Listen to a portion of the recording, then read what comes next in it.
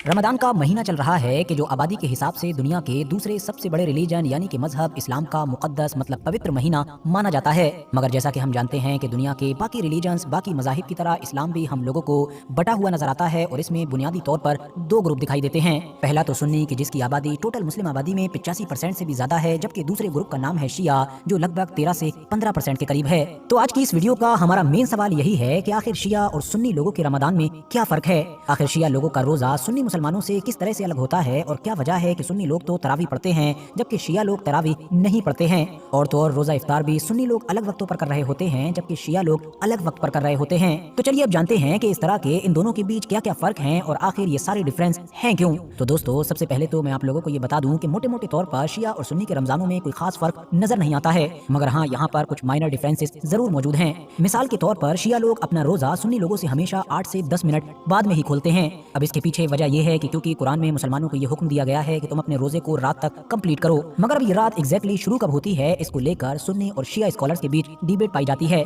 जहां एक तरफ सुन्नी लोग सूरज के गुरूब होते ही यानी डूबते ही रोजा इफ्तार कर लेते हैं और उसको रात मानते हैं, तो वहीं दूसरी तरफ शिया लोग सूरज के डूब जाने के साथ साथ उस हल्की फुल्की रोशनी के भी गायब हो जाने का इंतजार करते हैं जो आसमान पर मौजूद होती है।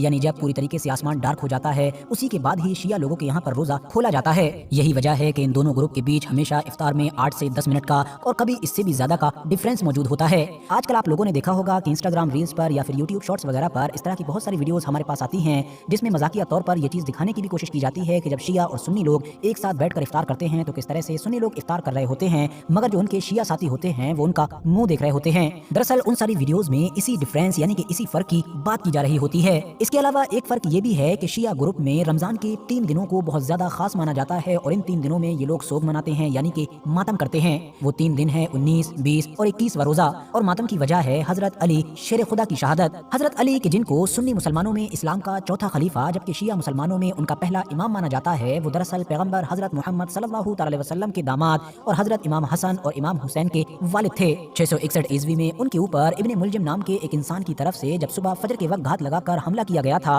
वो भी एक जहरीले हथियार के जरिए से, तो दरअसल वो दिन 19वां रोजा ही था।